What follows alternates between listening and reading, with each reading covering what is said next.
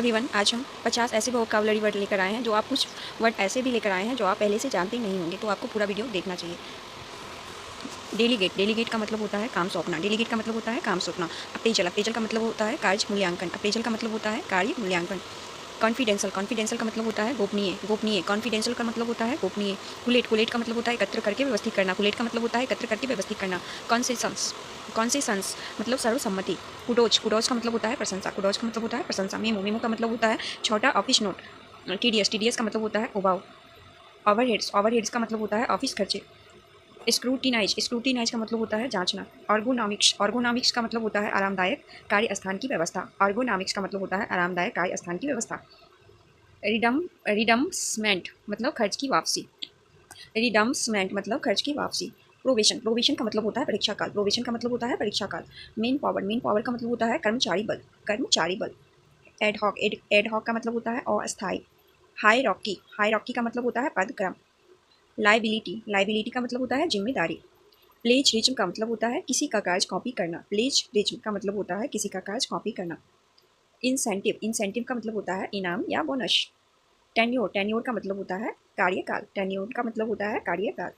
Commute, commute का मतलब होता है आना जाना ऑफिस तक, आना जाना ऑफिस तक। कम्यूट का मतलब होता है एजेंडा, एजेंडा का मतलब होता है कार्यसूची। एजेंडा का मतलब होता है कार्यसूची।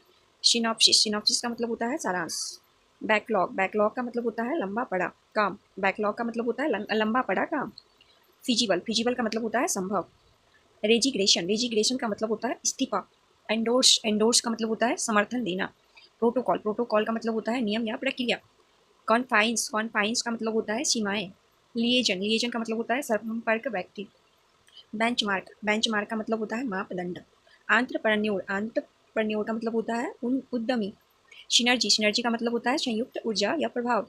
कोटा, कोटा का मतलब होता है निर्धारित हिस्सा। टर्नओवर, टर्नओवर का मतलब होता है कुल आमदनी।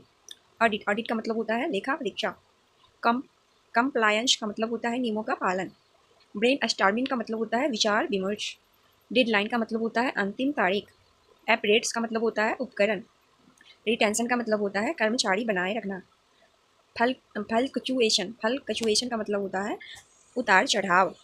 रिनफोर्स, रिनफोर्स का मतलब होता है मजबूत करना। रिनफोर्स का मतलब होता है मजबूत करना। कमेंसमेंट का मतलब होता है शुरुआत। कंसेशनस का मतलब होता है सर्वसहमति।